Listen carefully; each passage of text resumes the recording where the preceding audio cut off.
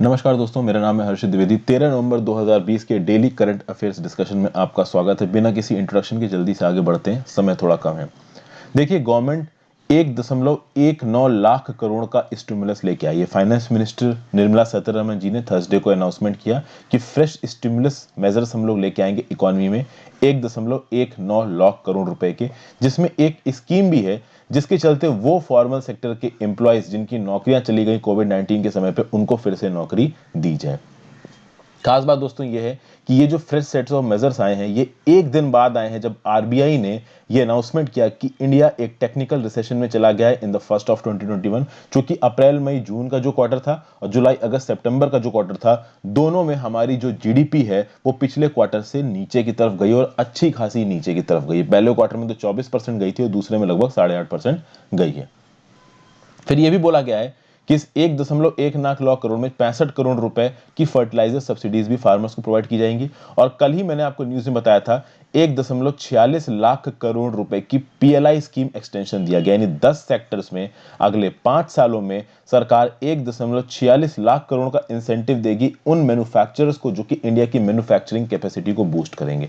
तो ये 1.46 लाख करोड़, ये 1.19 लाख करोड़, इनको आप मिला दो तो ये जो पूरा खर्चा है, this is somewhere around 1.2% of GDP. और चूंकि फिगर्स को मैनिपुलेट करने में हमारी गवर्नमेंट बहुत तेज है, तो मिनिस्टर साहब ये बोल रही हैं कि 29,87,641 करोड़ रुपए का स्टिमुलस अब तक हम लोग अनाउंस कर चुके हैं, जो कि है लगभग 15% ऑफ जीडीपी, जिसमें से सरकार सेंट्रल गवर्नमेंट ने सीधे सीधे 9% प्रोवाइड किया है।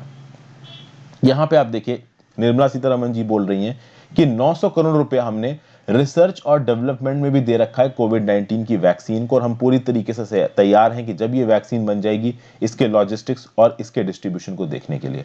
मनरेगा की बात की जाए तो मनरेगा में और 10,000 करोड़ रुपया दिया गया है। तो पहले 1 लाख करोड़ था, अब 10,000 करोड़ और दे दिया है। तो इस साल में ओवरऑल मनरेगा को जो एलोकेट किया गया है पैसा बांटने के लिए, वो है 1.1 लाख करोड़, जिसमें से 73,504 करोड़ रुपया ऑलरेडी खर्च किया जा चुका है। 251 करोड़ परसेंटेज ऑलरेडी पैदा किए जा चुके हैं। इसके और भी बहुत से डिटेल्स हैं, अलग से एक पीपीटी में डिस्कस करेंगे। जनरल स्टडीज पेपर 3 में ये चीज आपको काम आएगी। ये पीपीटी भी आपको मिल जाएगी, तो आप आराम से अपने पास बना के रख सकते हैं। फिर अगला, India makes progress in vaccination coverage. एक रिपोर्ट रिलीज हुई है, किसने? इंटरनेशनल वैक्सीन एक्सेस सेंटर ने रिपोर्ट रिलीज की है। नाम क्या है? Annual pneumonia and diarrhoea progress report. तो चूंकि नाम ही है pneumonia and diarrhoea progress report, तो डायरिया और निमोनिया के ऊपर ये इंफॉर्मेशन प्रोवाइड करेगी। तो कहीं ना कहीं इंडिया के लिए यहां पे तारीफ की गई और बोला गया कि इंडिया ने वैक्सीन कवरेज में अपनी कैपेबिलिटी को बहुत बढ़ाया है, सिग्निफिकेंट प्रोग्रेस की है, जिसके चलते इंडिया में निमोनिया और डायरिया के चलते बच्चों की मृत्यु भी कम हुई है। दुनिया भर के जो वर्ल्ड हेल्थ सिस्टम है वो फॉल कर रहे हैं। वहीं पे अगर आप इंडिया की बात करो तो इंडिया ने प्रिवेंशन और ट्रीटमेंट सर्विसेज को थोड़ा बढ़ाया है, इस वैक्सीन के एडमिनिस्ट्रेशन को बढ़ाया है। और जो ग्लोबल टारगेट था कि 90% कवरेज देंगे हम 5 वैक्सीन को, उसमें से 3 वैक्सीन के लिए इस टारगेट को मीट कर लिया है इंडिया ने। ये वैक्सीन कौन कौन सी है जो कि देनी है बच्चों को? तो ये है diphtheria, pertussis and tetanus vaccine, measles containing vaccine first dose, haemophilus influenza type B, pneumococcal conjugate vaccine, rotavirus vaccine. ये सारी की सारी वैक्सीन हमारे इंद्रधनुष प्लान में इंक्लूडेड है। 2014 में जब प्रेजेंट गवर्नमेंट चुन के आई थी, तब से ये लोग एक रेवोल्यूशनरी बेस पे स्कीम को आगे लेके जा रहे हैं। और ऐसा ही नहीं है, पहले की गवर्नमेंट भी जब भी वैक्सीनेशन की बात आती थी बहुत सीरियस थी।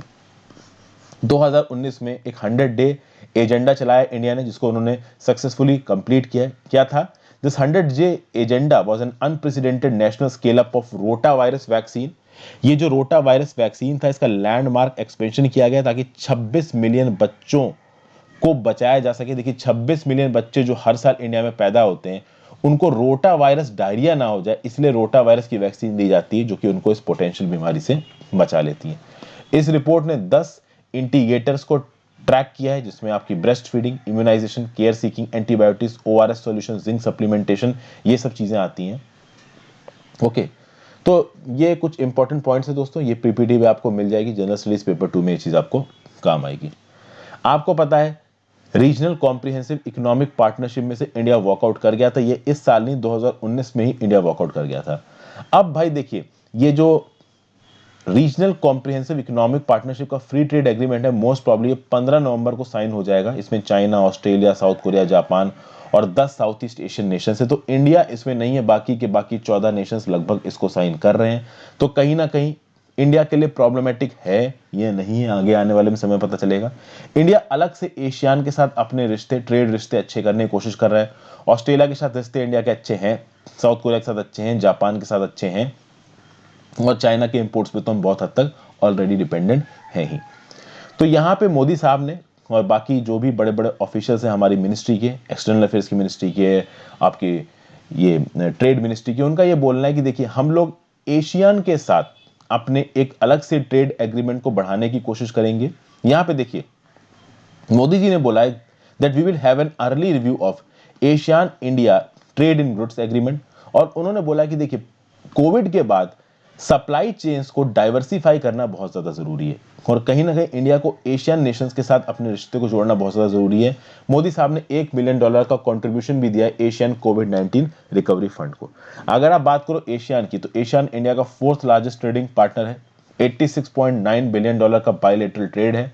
एशियन में 10 मेंबर्स है, Brunei, Cambodia, Indonesia, Laos, Malaysia, Myanmar, Philippines, Singapore, Thailand, Vietnam. आपसे एक सवाल है, नीचे कमेंट बॉक्स में बताइए कि एशियन के हेडक्वार्टर्स कहां पे हैं। ठीक है। प्लस मोदी साहब ये जो इंडो पैसिफिक पॉलिसी, और इंडो पैसिफिक पॉलिसी में भी जल्दी मैं आपके लिए वीडियो लेके आऊंगा, इस इंडो पैसिफिक पॉलिसी के साथ इंडिया और एशियन के एंगल को जोड़ना चाहते हैं। देखिए इंडो पैसिफिक में इंडिया और पैसिफिक ओशन के आसपास की कंट्रीज तो है ही, और उसमें एशियन भी आती है। तो इस इंडो पैसिफिक पॉलिसी के थ्रू एशियन को जोड़ के इंडिया अपने ट्रेड डाइवर्सिफिकेशन को बढ़ाना चाहता है। कितना बढ़ा पाता है ये समय ही बताएगा। जनरल स्टडीज पेपर 2 में चीज आपको काम आएगी। फिर 26/11 मास्टरमाइंड्स नॉट इन पाक लिस्ट।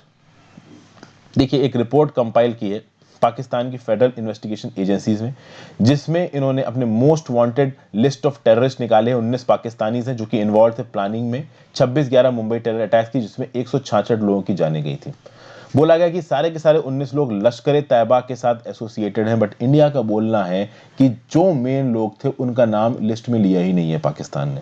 पहले तो पाकिस्तान इनके खिलाफ कोई केस ही नहीं लिख रहा था। 12 फरवरी 2009 को जब इंटरनेशनल प्रेशर आया तो केस लिखा गया। 27 लोगों को एक्यूज किया गया, जिसमें से 20 लोग प्रोक्लेम्ड ऑफेंडर्स थे। तो कुल मिला के बाद दोस्तों ये है कि पाकिस्तान को ग्रे लिस्ट में ऑलरेडी डाल रखा है, ब्लैक लिस्ट करने की बात की जा रही। तो इस तरीके की बातें उठ रही हैं। नहीं तो इन टेरर अटैक्स को पाकिस्तान की सरकार ने सोची समझी चाल के थ्रू इंडिया में एग्जीक्यूट करवाया था, तो किसी तरीके का वो कोई एक्शन ले इस चीज के ऊपर, इसके चांसेस वैसे भी बहुत ज्यादा कम है। आगे बात करते हैं। चाइना रेल लाइन बना रहा है अरुणाचल प्रदेश बॉर्डर में। अब आप देखिए दोस्तों, अरुणाचल प्रदेश का जो इलाका है उसके नॉर्थ साइड पे चाइना के जो तिब्बत का इलाका है, तिब्बत वैसे तो पहले एक कंट्री था, चाइना ने उसके ऊपर इलीगली ऑक्युपाई कर लिया, तो अब तो वो चाइना का ही पार्ट हो गया और रहने भी उसी का पार्ट वाला है, क्योंकि चाइना जैसी कंट्री से अब कुछ चीज छुड़ा पाना नामुमकिन है। तो अब बात करिए कि चाइना ने रेल लाइन का कंस्ट्रक्शन शुरू कर दिया है अरुणाचल प्रदेश के बॉर्डर तक, और यहां पे 3 नाम आपको दिख रहे हैं, निंगची, सिचुआन। आप इधर देखो, ये आपको भूटान नजर आ रहा है, यहाँ पे ये अरुणाचल प्रदेश है, इधर म्यांमार है। यहाँ आपको लासा दिख रहा है, तिब्बत की कैपिटल, निंगची, शिंगडू, यारान। ठीक है। अब आप देखिए कि ये पूरे की पूरे बेल्ट को जोड़ना चाहते हैं, लासा टू निंगची टू यान, यान यहां दिख रहा है, टू शिंगडू। बात की जाए जो पहला सेगमेंट था ना, line from Sichuan province from Chengdu to Ya'an, ये जो यहां से लेके यहां तक की जो रेलवे लाइन है, ये दिसंबर 2018 में कंस्ट्रक्ट होकर तैयार हो चुकी है। उसके बाद अगर आप बात करिए तो लहासा से लेके लिंगची तक की जो लाइन है, रेलवे लाइन, ये 435 किलोमीटर लंबी है। इस पे बहुत लंबे समय से काम चल रहा है, 2015 से इस पे कंस्ट्रक्शन चल रहा है। कहा जा रहा है कि 2021 तक ये 435 किलोमीटर वाली रेलवे लाइन जो कि लहासा से निंगची जाएगी, ये भी कंप्लीट हो जाएगी। और ध्यान दीजिए, निंगची जो है ना, वो इंडिया के अरुणाचल प्रदेश के बॉर्डर के बहुत ज्यादा पास है। और अगर इस तरीके की रेलवे लाइंस सक्सेसफुली एग्जीक्यूट कर देता है चाइना, तो चाइना के लिए बहुत आसान होगा अपनी फोर्सेस को इंडियन बॉर्डर तक पहुंचाना। और सबसे खास बात यह है, ये निंगची से लेके जो पूरा रास्ता आपका पहुंचा है यान तक, ये जो डिस्टेंस है ये 1011 किलोमीटर का है। और यहां पे इस हफ्ते रेलवे लाइन का कंस्ट्रक्शन शुरू हुआ है, और कहा जा रहा है 2030 तक निंगची और यान आपस में रेलवे लाइन से पूरी तरीके से जुड़ जाएगा। यानी कि चाइना बहुत मेजर स्केल पे इंफ्रास्ट्रक्चर डेवलपमेंट कर रहा है इंडिया के बॉर्डर पे। अब जिस हिसाब का चाइना इंफ्रास्ट्रक्चर डेवलपमेंट कर रहा है, उस हिसाब का इंफ्रास्ट्रक्चर डेवलपमेंट इंडिया की तरफ से तो देखिए दोस्तों नहीं आया है। इंडिया अपनी कैपेबिलिटीज के अंदर जो कुछ भी इंफ्रास्ट्रक्चर डेवलपमेंट हो सकता है वो कर जरूर रहा है, बट वो फिर भी लिमिटेड है स्कोप में। ओके, तो निंगची तक रेलवे लाइन ऑलमोस्ट पहुंचने ही वाली है, ठीक है। लासा से शेंगडू टू यान पहुंच चुकी है, और निंगची से यान अगर जोड़ दिया जाता है तो वो स्ट्रेटेजिकली ये जो बॉर्डर वाला इलाका है अरुणाचल प्रदेश और म्यांमार के साथ, वहां तक अपने इंफ्रास्ट्रक्चर को बहुत स्ट्रांग कर लेगा चाइना। चाइना की भी अब थोड़ी सी हालत खराब हो रही है, इंडिया से उनको हल्का फुल्का डर तो लग ही रहा है, चूंकि इतना अग्रेसिव इंस्टांस इंडिया का उन्होंने पहले कभी देखा नहीं है। इंडिया ने अपनी अपीसमेंट टैक्टिक्स को चाइना के साथ छोड़ दिया है, तो कहीं ना कहीं चाइना भी अपने आप को पूरी तरीके से सेफगार्ड कर रहा है। जरूरी यह है कि इंडिया भी ये करे। फिर भैया साउथ एशियन पार्टनर्स के साथ चाइना ने एक वर्चुअल मीटिंग की है, जिसमें आपका श्रीलंका, बांग्लादेश, नेपाल और पाकिस्तान सबके फॉरेन मिनिस्टर्स ने पार्टिसिपेट किया। यहाँ पे कोरोना वायरस से लड़ेंगे, इकोनॉमिक में डेवलपमेंट करेंगे। बांग्लादेश, नेपाल, पाकिस्तान इन सबको, श्रीलंका को बेल्ट एंड रोड इनिशिएटिव का पार्ट बनाएंगे। तो इसको बोला गया है 5 पार्टी, जिसमें बांग्लादेश, नेपाल, पाकिस्तान, श्रीलंका और चाइना मिलके आता है। यहाँ पे बेल्ट एंड रोड कॉर्पोरेशन को बढ़ाने की बात की जा रही है, पोस्ट कोविड-19 इकोनॉमिक रिकवरी डेवलपमेंट की बात की जा रही है, लैंड पोर्ट बनाएंगे, ज्वाइंट रिस्पांस मैकेनिज्म रखेंगे बॉर्डर इलाकों में, ग्रेटर इंफॉर्मेशन शेयरिंग होगी। देखिए ये जो नेशंस है ना, बांग्लादेश, नेपाल, पाकिस्तान और श्रीलंका, ये कभी भी चाइना को टक्कर नहीं दे सकते। चाइना हमेशा उसी नेशन से लड़ेगा जो चाइना को टक्कर दे सकता है, और वो एक ही है इस पूरे सब कॉन्टिनेंट में, वो इंडिया है। इसीलिए चाइना हमेशा इंडिया के जो नेबरविंग कंट्रीज है उनको घेरने की कोशिश करेगा, क्योंकि चाइना जानता है कि नेपाल, बांग्लादेश, पाकिस्तान जैसी कंट्रीज में इतनी औकात नहीं है कि वो उससे compete कर सके। केवल इंडिया ही एक कंट्री है जो आगे आने वाले समय में चाइना से compete कर सकती है। इसीलिए ये बॉर्डर डेवलपमेंट के नाम पे, ये कोविड-19 recovery, belt and road initiative के नाम पे चाइना बस एक चीज कर रहा है, इंडिया को घेरने की कोशिश कर रहा है, नथिंग एल्स। ओके, अगर आप बेल्ट एंड रोड इनिशिएटिव की बात करिए तो लैंड बॉर्डर और मैरीटाइम बॉर्डर दोनों दिख रहा है आपको बेल्ट एंड रोड इनिशिएटिव का। ऑरेंज में लैंड है, और जो मैरीटाइम वाला है वो लाल में है, जो कि गुजरात से कोलम से बांग्लादेश तक जा रहा है। हालांकि इंडिया ने बेल्ट एंड रोड इनिशिएटिव का हिस्सा बनने से मना कर दिया। जनरल स्टडीज पेपर 2 में ये चीज आपको काम आएगी।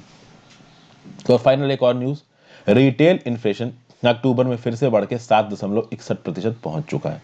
रॉयटर्स पोल ऑफ इकोनॉमिस्ट ने ये एज्यूम किया था कि जो इन्फ्लेशन है इंडिया में वो 7.3% होगा, बट वो एक्चुअली में 7.61% निकला। सितंबर में 7.27% था। आशा थी कि थोड़ा कम होगा, कम तो नहीं हुआ, 7.61% पहुंच गया। प्रॉब्लम क्या है? प्रॉब्लम ये कि इसको 2 से 6% की रेंज में रहना चाहिए, 4 ± 2%। ये आरबीआई का टारगेट रहता है, और आरबीआई इस टारगेट को मीट नहीं कर पाती है, तो मतलब इसका ये है कि मॉनेटरी पॉलिसी इंडिया की फेल हो रही है। और एक्चुअली में ये 7.61% का डाटा यही बता रहा है कि इंडिया की मॉनेटरी पॉलिसी फेल हो रही है, और इसमें हमारी जीडीपी भी बहुत तेजी से नीचे जा रही है। तो अप्रैल से जून के क्वार्टर में 23.9% जीडीपी कॉन्ट्रैक्शन हुआ, जुलाई सितंबर के क्वार्टर में 8.6% का जीडीपी कॉन्ट्रैक्शन हुआ। ओवरऑल इन्फ्लेशन 7.61% पहुंच गया अक्टूबर में। वहीं पे अगर आप बात करिए, फूड इन्फ्लेशन 11.07% पहुंच चुका है। पिछले महीने सितंबर में 10.68% था। तो जो ओवरऑल इकोनॉमिक इंडिकेटर्स यहाँ निकल के आ रहे हैं ना, they are actually not very good. General studies paper 3 में ये चीज आपको काम आएगी। So thank you for watching. I hope आपको कुछ सीखने को मिला होगा friends. Have a great day. Good.